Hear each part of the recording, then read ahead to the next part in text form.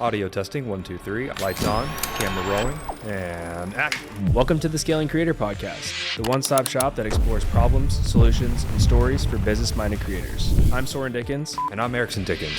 We'll be talking about everything from self-discovery, storytelling, leadership, marketing, sales, operations, and finance. If you like a healthy dose of education mixed with a generous dash of insightful entertainment, prepare for your ears to be pleasured. Oh yeah. Make sure to check us out at scalingcreator.com and also join our free Discord community. Scaling Creator launching in 3, 2, 1. The following content is not intended for all listeners, but we strongly encourage all listeners to listen regardless.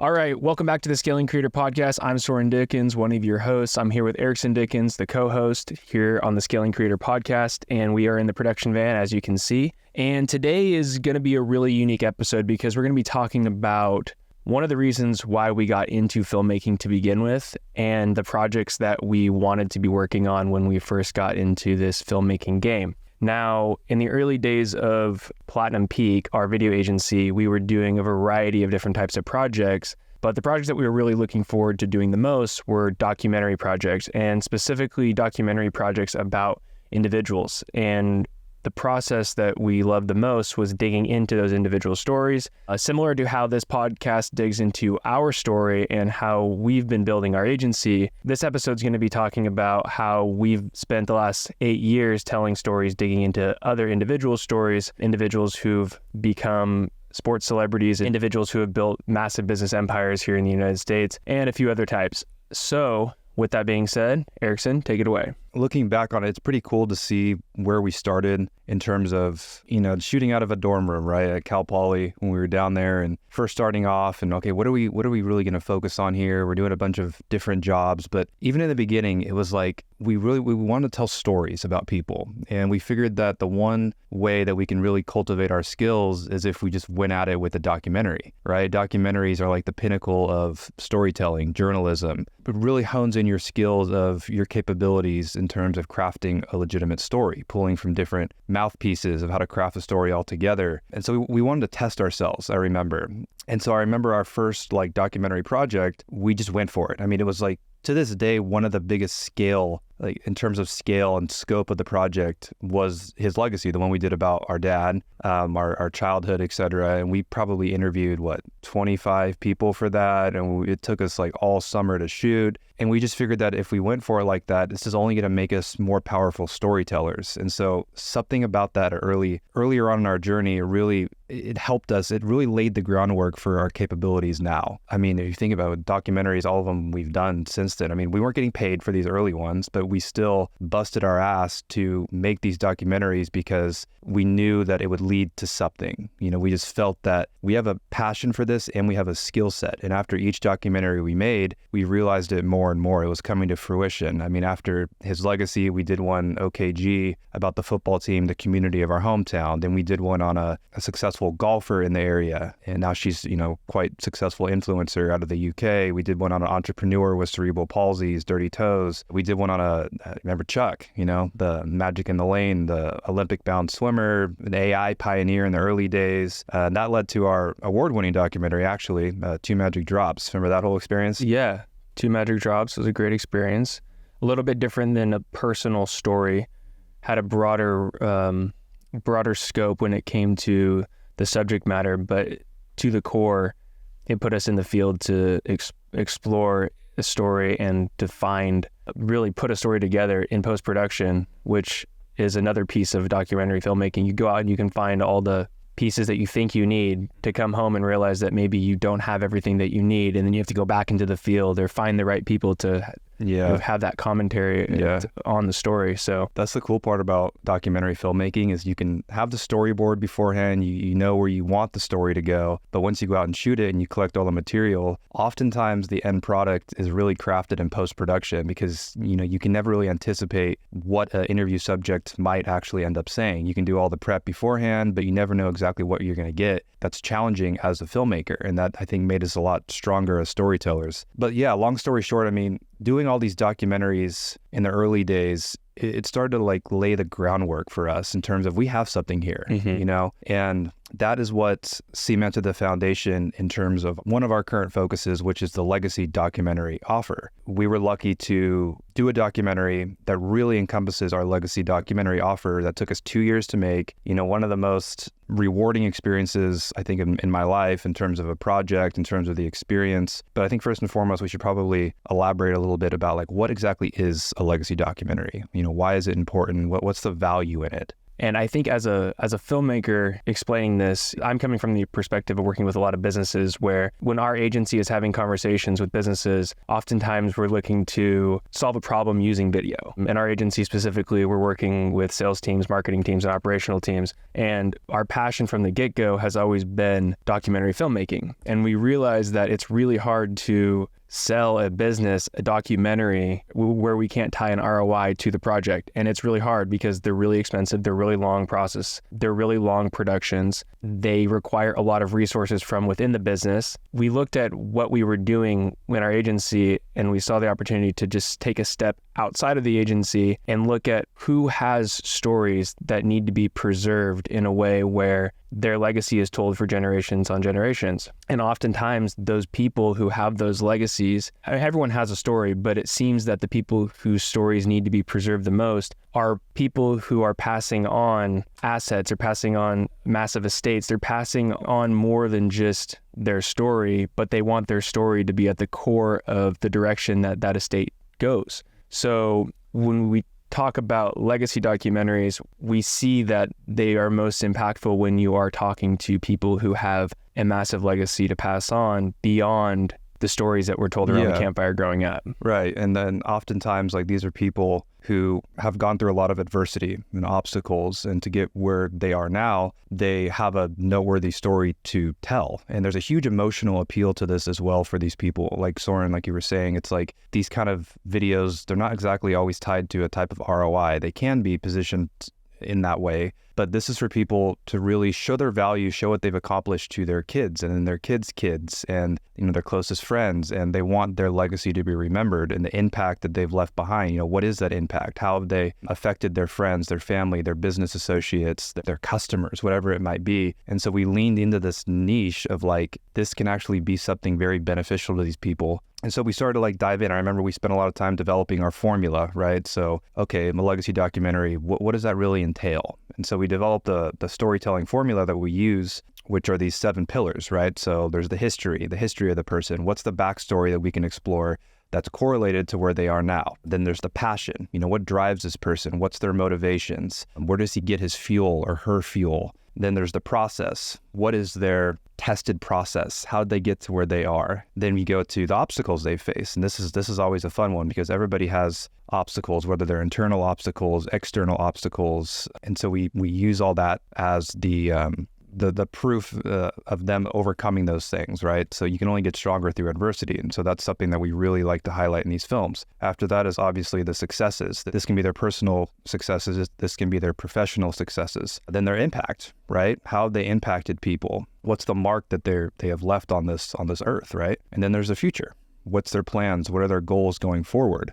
So we tied all these 7 pillars, storytelling pillars together to craft these stories. And we got to put this to the test when we did the 2-year-long documentary with a gentleman who migrated here from Lebanon at a very early age, escaped the war-torn Lebanon at that time, moved here with $50 in his pocket, whatever it might be, and touching a little bit on that experience would be cool. I mean, how did we get that job? It was through his daughter, right? Right. It was like in the wedding space. It was totally, us finding our footing in this legacy documentary exploration that we're doing as filmmakers did not start with us from day one when we made the documentary about Dad and his story and how our lives were tied into that story. We didn't really see the vision clearly when we did that. That was a documentary that we did, and we moved on to the next documentary. It wasn't until we met Lila where we started to see the opportunity working with their family, where she came to us. We had been working together outside of our agency. We were working together in the wedding industry at the time. We were doing wedding videos, and we connected with her. We were doing some work, and we told her, you know, our real passion, the real reason why we're doing these wedding videos in the early days is because we want to develop a foundation, build a network so that we can start telling these long-form documentary stories. I think a year later, she reached back out to us and said, hey, I have an idea for a documentary. We want to tell the story of our father. And she went into it. He immigrated here from Lebanon. He had 5 kids. They all became successful entrepreneurs. He had experienced a ton of adversity through the process of immigrating here. He experienced a ton of adversity in his life with his wife. There was a story to be told there. And I think after a year of going back and forth with her, we finally put a contract together, started doing the due diligence, went into pre-production, and 2 years after that, we delivered them the final product. And the rest is really history because it changed the dynamic of their family and the way that their family came together around this common bond of their father being an immigrant who came to the United States and built this massive business empire. Once they were able to see something that they were all a part of, they all came together to tell the story. They own the story a little bit differently. And I think that's something powerful that the legacy documentaries do, is it gives people a perspective of themselves and their own story that they had never seen before. You could almost say that it's like sitting at your funeral before you die. Yeah, because you're getting to hear what everyone thinks about you and giving their input on your life and how you affected them. Mm-hmm. I know it was really cool experience for that family based off of the feedback that we got, and it was very validating because at that point, once that project was finished, we were like, okay, we have something here. This is an offer that can be very valuable to a lot of different people in a lot of different industries, a lot of different spaces. What was really cool about that experience is how personal it became. I mean, we dove into really getting to know their family in a way that in some ways was better than even their family members. I mean, I remember Lila, one of her goals, the daughter of this gentleman, one of her goals was to find out more about her dad, his upbringing,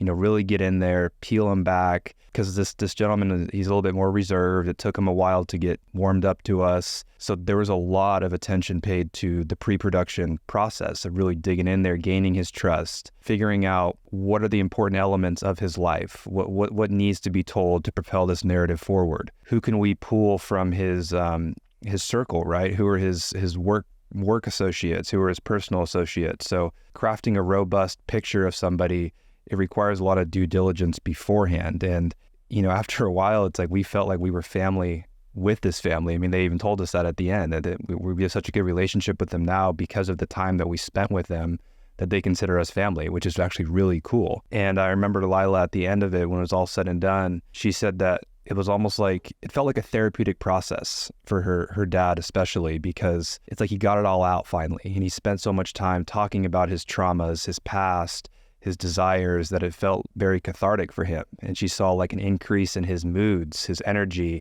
as if his story was finally out there. It was all said and done. It was told. Now his kids know the full story. His grandkids, they know the full story. Their kids will know the full story. So that was really rewarding to be a part of that. Yeah, I mean, it was a process. Don't get me wrong. It was blood, sweat, and tears. It took a long time. I mean, oh boy, that was a long journey, but it was so worth it. Yeah, you start to see the production from pre-production to post-production as a lot more than making a film. Mm-hmm. You're a journalist, you're a therapist, you're a filmmaker, you're your friend, you're part of the family by the end of it. So it really is more than an investment in telling your story. It solved a lot of problems that were probably unspoken by the end of the experience with this situation and with other films as well. But the value of focused information exchanged is really valuable, and not just in the family dynamic, but in when you pair that with business. And you could look at, hey, there's these 7 pillars of your guys' storytelling process where we could start to leverage our history or the obstacles or our processes and tell our story through those pillars and use that to distinguish ourselves in a market. We're starting to have those conversations now with businesses because they see this legacy storytelling expose as more of a, hey, how can we use that to find a better footing in our market? And that's what's really interesting now, where it's our agency is kind of coming back into the picture, where it's blending it. We're using our agency and the data and analytics that we can source with that and say, hey, you guys have a really unique story. You guys were pioneers from the early days. have you guys considered telling your story through some of these different tactics? And we're getting a lot of good feedback, and we're excited to see what's going to happen in 2024. I don't want to put a timestamp on this episode because I hope people continue to listen to it. But even as a filmmaker, if you can become really good at discovery and using the skills of a journalist, the skills of a therapist, being there for families, being there for businesses, you can start to absorb a lot more of their story that you can help them repurpose for results. It's interesting how things kind of come full circle when you become really good at storytelling. What are some tangible ways that businesses, aside from the emotional appeal and having this type of commodity, you might say, like, for example, this family, they wanted to keep this documentary internal. Like, they didn't really want to share it with too many people. They wanted it for the family, close friends. But let's say a business wanted this documentary and they also wanted to leverage it for different purposes that are more correlated to a business standpoint than a personal standpoint. What are some ways that we're seeing businesses be able to like utilize this legacy documentary offer to see more of an ROI? The conversations we've been having recently, there's two that come to mind. One of them is a pioneer in automation who wants to tell their story being one of the earlier adopters of automation in their company. I think they started using automation in the 70s. And now with AI and all the different technology around automation, they've spent 50 years in the automation space, where there's companies that have developed in the last couple of years that are now automation companies, but these companies are the original pioneers behind the technology. They can use that as a way to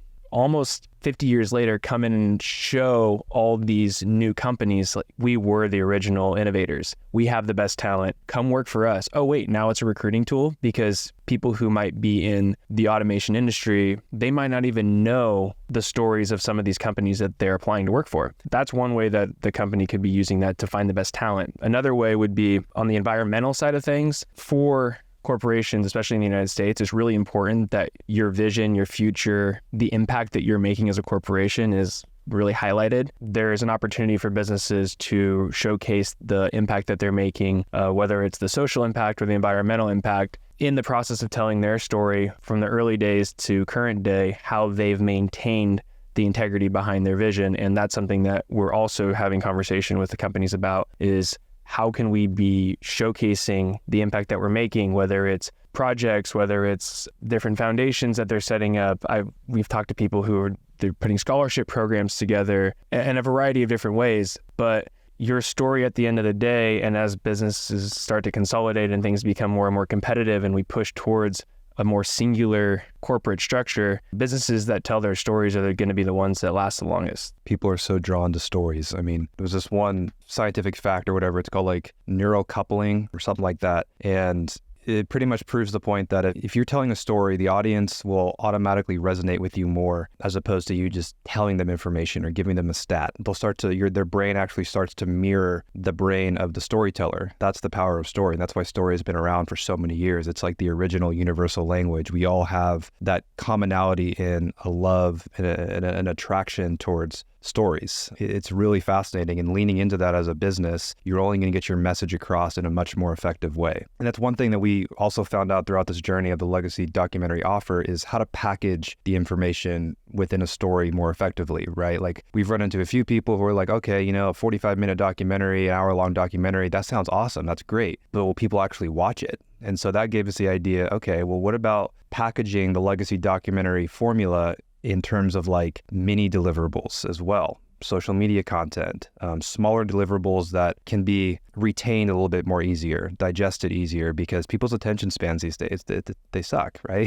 TikTok killed the attention span. So that's something that we have also been working on as well, is how to like package the legacy documentary offer in terms of deliverables that can be used a little bit more broadly than just a long form piece. That's been really attractive to businesses, that what we're seeing. How would you say somebody else, this can be applied to other faucets, right? This can be applied to other mediums, but right now we're working on identifying the right person for this type of project. And that requires a lot of sales meetings. It requires a lot of outreach. A lot of proposals. A lot of proposals. Decks. Yeah, slide decks. Which we expect. That's part of the process as filmmakers. How many briefs or how many scripts have filmmakers written or delivered before they get the deal? We're sitting on dozens of proposal decks that we've sent to companies that are hyper-specific and really provide a ton of value to them. We go to the extent of custom branding and we dig into the voice of the company. We go all in on these decks.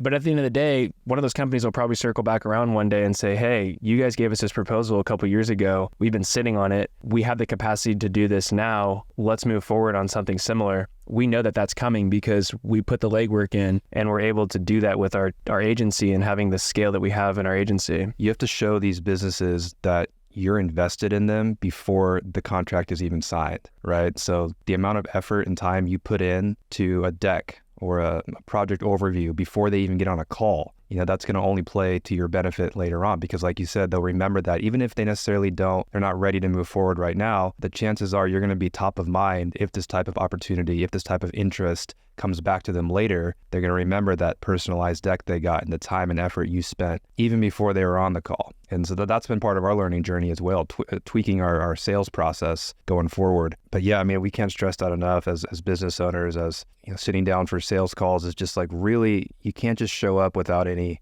due diligence beforehand for who the documentary, the project might be for. You have to dig in, do the legwork beforehand, understand what you think their problems might be, what their goals might be, and then you tweak that together once the relationship is established and they know that you're interested. Absolutely. It's all about trust, right? It's kind of like you got to kind of gain their trust in a way. You do. You have to show them that you have the skills that are required in the shortest amount of time possible. And for us, that's in the sales process. We need to show them, hey, we actually have the skills to go find all this information about your company and convey it in a 13 slide deck where you can see exactly what we're going to be digging into and how we're going to go through the process of doing it. It's somewhat formulaic for us on our side, but each company that we're working on doing this with, we're providing them with their own information. It's all about them. Some of these people who we're sending the information to, they might be in a marketing associate role, and they don't even know the information that we're pulling up about their company. And then they take that to their marketing director or the CMO or the CEO. They look like they were working with us through that process, and actually makes them look good. Mm-hmm. There's another podcast where we talk about that process and how we work with gatekeepers and provide them with the most value as possible so they can take that to the decision maker. And that works really well as a creative. Yeah, it's been fun, and we're definitely looking forward to what this opportunity can bring, this offer can bring in the future. But yeah, I mean, that's pretty much a good summary of what we've been working on so far, and been taking up a lot of bandwidth on our end to try to get more of these deals, because we love doing them, right? And so I hope that we can get more. And it's the focus. Yeah. We've figured out the agency model. The agency model is always changing. One day it's short form content. The next day it's AI. The next day it's, who knows, the short form video game, and the application of video within businesses is always changing. But the one thing that won't change is there are always going to be people with these massive stories that need to be told. And there is no better way to preserve your legacy other than a documentary or a book. And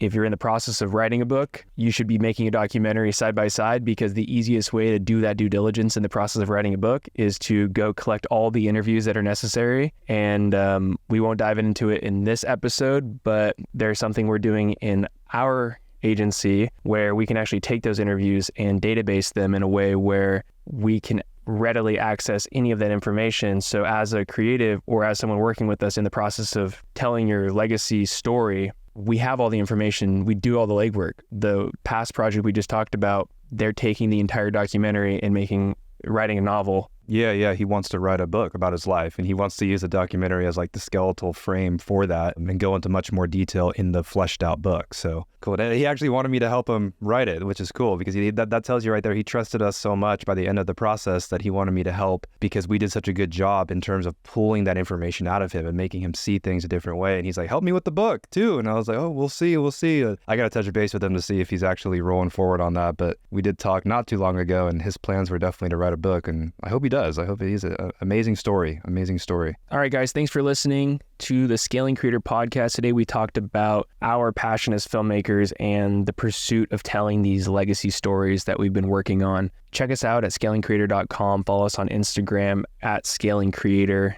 You can check out our personal Instagrams at Soren Dickens or at Eriksen W. Dickens. We look forward to the next episodes. And if you know someone or you might be interested in hearing more about these legacy documentaries, shoot us an email.